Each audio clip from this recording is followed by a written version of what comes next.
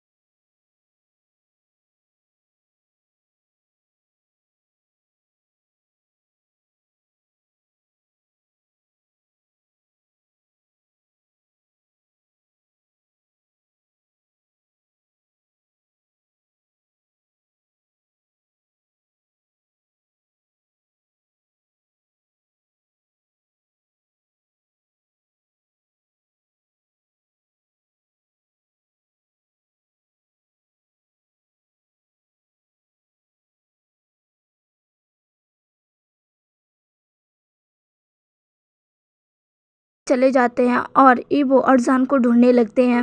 फिर ईवो जान को सबसे छुपते छुपाते ले जा रहा था। वो अब एक हॉल के पास पहुंच जाते हैं, तभी उन्हें सारे गार्ड चारों तरफ से घेर लेते हैं। जान ये सब देखकर बहुत ज़्यादा ही डर जाता है। वो ईवो को कसकर पकड़ लेता है। ईवो ने जान को खुद के पीछे कर लिया था। ईवो बस उन गार्ड्स की तरफ देख रहा था, तभी उन गार्ड्स के बीच में से वेंचर निकल कर आता और कहता है, ईवो तो तुम यहाँ आ ही गए। दाद देनी पड़ेगी तुम्हारी हिम्मत की। तुम्हें इतना गट्स आ गया कि तुम यहाँ मेरे मैंशन में मेरे ही ओमेगा को लेकर भाग रहे थे। ईवो चिल्लाकर कहता है, वो तुम्हारा नहीं, वो मेरा ओमेगा है, समझे तुम? चाओ गुस्से में उसकी तरफ देखता है और कहता है, ओह तो तुम्हें अब भी इतनी हिम्मत है कि तुम इसे अपना ओमेगा बना सको। रुक जाओ, अब ना रहोगे तुम और ना रहेगा तुम्हारा ओमेगा मेरा हो जाएगा। अब तुम बचोगे नहीं मिस्टर लैन वांग ईवो। और ऐसा कहकर वो ईवो की तरफ गन तान देता है। जान कहता है, नहीं प्लीज रुक जाओ, ऐसा मत करो। और वैन चाओ जान की बिल्कुल भी नहीं सुनता है। वो ईवो को शूट करने ही वाला था, तभी उसे और उसके गार्ड्स को चारों तरफ से कुछ लोग घेर लेते हैं। वैन चाओ ये सब देखकर बहुत ही ज़्यादा शॉक हो जाता है। चाओ जब उनकी तरफ देखता है तो वो देखता है उनके बीच में से चैंग और सिचैन आ रहे हैं। चैंग बोलता है, वैन चाओ अब तुम कुछ नहीं कर सकते, तुम पकड़े गए वैन चाओ, और कुछ भी करने की सोचना भी मत, वरना तुम जानते हो तुम्हारे साथ क्या होगा। और तुम्हारी हिम्मत कैसे हुई तुम मेरे भाई को उठाकर यहाँ ले आए? मैं तुम्हें छोड़ूंगा नहीं। वो ने यहाँ आने से पहले पुलिस को और अपने गार्ड्स को ये इन्फॉर्मेशन सेंड कर दी थी कि आखिर वो लोग कहाँ जा रहे हैं। जब चैंग सिचैन को लेकर बाहर जा रहा था, तभी वो देखता है कि वो सारे आ चुके हैं। वो उनको देखकर बहुत ही खुश हो जाता है और वो उनके साथ अंदर जाता है। वो सिचैन से कहता है कि वो उसे एक गार्ड छोड़ देगा, पर सिचैन कहता है, नहीं मैं यहीं रहूँगा। और वो दोनों ही अब और ईवो के पास आ जाते हैं। पुलिस ऑफिसर कहता है, मिस्टर वैन चाओ अपना गन नीचे करिए। वैन चाओ ऐसा नहीं करता है, तभी वो ऑफिसर चिल्ला के कहता है, अपनी गन नीचे करिए। अब वैन चाओ अपनी गन नीचे कर ही रहा होता है, तभी वो अचानक ही ईवो को 2 टाइम्स शूट कर देता है। लेकिन इससे पहले वो गोली ईवो को लगे, जान ईवो के आगे आ जाता है और वो दोनों ही गोली जान को लग जाती है। ईवो ये सब देखकर बहुत ही ज़्यादा शॉक हो जाता है। जान को जैसी वो गोली लगती है, जान ईवो की बाहों में जाकर गिर जाता है। ईवो जल्दी से जान को होल्ड करता है और नीचे बैठ जाता है। ईबो बहुत ही ज़्यादा घबरा गया था। वो जान को पकड़ते हुए कहता है, जान ये तुमने क्या किया? जान ईबो की तरफ एक स्माइल करके देखता है और कहता है, गगा। वो के आंखों में आंसू आने लग गए थे। वो जान को पकड़ते हुए कहता है, जान ये तुमने क्या किया? ये तुमने क्यों किया जान? जो कैसा करते ही सारे ऑफिसर उसे कसकर पकड़ लेते हैं और वहाँ से खींच कर ले जाते हैं। चैंग और सी चैन दोनों ही भागकर जान की तरफ आते हैं। जान अब बेहोश हो चुका था। अब यहाँ से हमें कुछ समय बाद का सीन दिखाया जाता है जहाँ पर सारे ही हॉस्पिटल में थे। वो ऑपरेशन थिएटर के बाहर थे, डॉक्टर के आने का वेट कर रहे थे। जान जो कि उस रूम के अंदर था और उसका ऑपरेशन चल रहा था। ईबो बहुत ही ज़्यादा घबराया हुआ था। सबको ये बात पता चल गई थी कि ईबो और जान एक दूसरे को पसंद करते हैं। और ये सिचुएशन ऐसी थी कि वो लोग ये जानकर खुशी भी नहीं मना सकते थे क्योंकि जान अभी इस समय डेंजर में था। उसे गोली लगी थी और वो अभी खतरे में था। सारे ही ऑपरेशन रूम के बाहर थे। उनमें मिस्टरों में से जैंग भी थे, यानली भी थी जो कि अपने भाई की फिक्र में बहुत बुरी तरीके से रो रही थी। वहाँ पर लैन कुरैन भी आ गया था। सारे ही रूम के बाहर ही थे। सी चैन और चैंग भी वहीं था। सारे विंग के ठीक होने का वेट कर रहे थे। तभी ऑपरेशन रूम से डॉक्टर बाहर आते हैं। सारे उस डॉक्टर की तरफ भागकर जाते हैं। ईवो भी बस उसी डॉक्टर को अपनी होपफुली नज़रों से देख रहा था। तभी वो डॉक्टर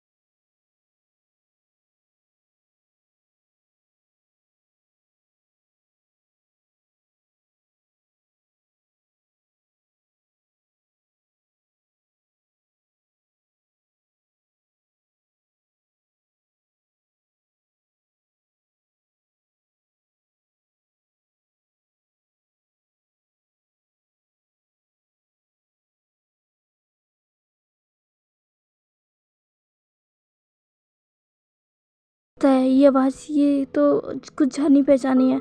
वो अपना सर ऊपर कर कर जब उसकी तरफ देखता है तो वो कोई और नहीं बल्कि लैनी ही थी। और वो दूसरी लेडी कोई और नहीं बल्कि बाओशन सैरन थी। बाओशन सैरन विंग को जब ऐसा देखती है तो वो कहती है, विंग तुम आज भी वैसे ही हो। तुम अपनी फ़िक्र नहीं करते और दूसरों की फ़िक्र पहले करते हो। तुम अभी भी दूसरों के बारे में खुद से पहले सोचते हो। तुम्हारा ये स्वभाव हमेशा से ही ऐसा ही रहा है विंग। पर तुम चिंता मत करो, मैं तुम्हें कुछ नहीं होने दूंगी। एटलीस्ट अब तो बिल्कुल भी नहीं। पहले तुम्हारे साथ बहुत कुछ हुआ पर अब तुम एक हैप्पी लाइफ जियोगे। कहते ही वो जान के सर पर अपना हाथ फिराती है और दूसरी तरफ यहाँ लैनी को देखते ही वो उनके गले लग जाता है। लैनी भी ईवो को गले से लगाकर उसका सर सहलाने लगती है। सी चैन और कुरैन तो अपनी शौक भरी नज़रों से बस ईवो को देख रहे थे कि आखिर ये इस लेडी के गले क्यों लगा हुआ है। लैनी कहती है, ईवो अब सब ठीक हो जाएगा, मैं आ गई हूँ ना। वो कहता है, क्या सच में? लैनी हाँ, मैं अपना सिर हिला देती है।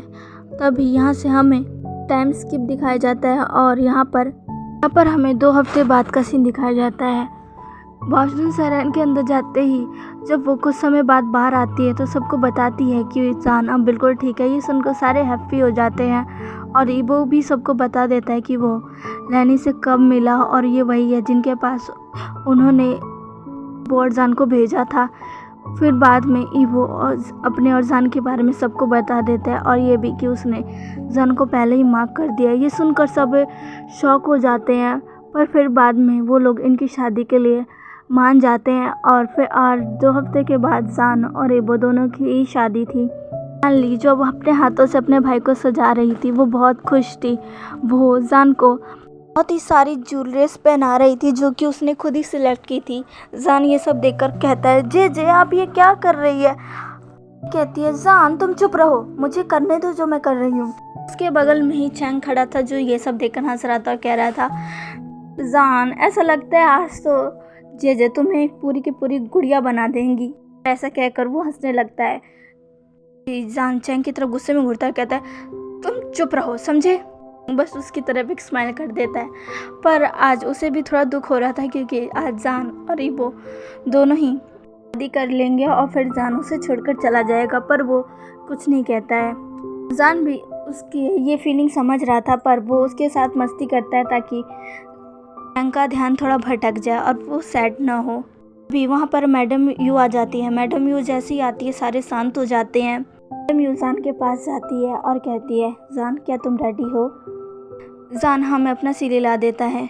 मैडम यू कहती है यानली और जंगचा तुम यहाँ से बाहर जाओ। यानली और जंगचा दोनों ये सुनकर शॉक हो जाते हैं, पर वो दोनों ही बाहर चले जाते हैं। उनके बाहर जाते ही मैडम यू जान का फेस अपने दोनों हाथों से पकड़ लेती है। जान ये सब देखकर बहुत ज़्यादा शॉक हो जाता है। फिर मैडम यू कहती है जान अब तुम्हारी मैरिड लाइफ स्टार्ट होने जा रही है तो मैं तुमसे कहना चाहती हूँ वहाँ अच्छे से रहना। वहाँ तुम यहाँ की तरह मस्ती नहीं कर पाओगे और कोई भी रूल्स मत तोड़ना। अपने पति का ख्याल रखना और खुद का भी।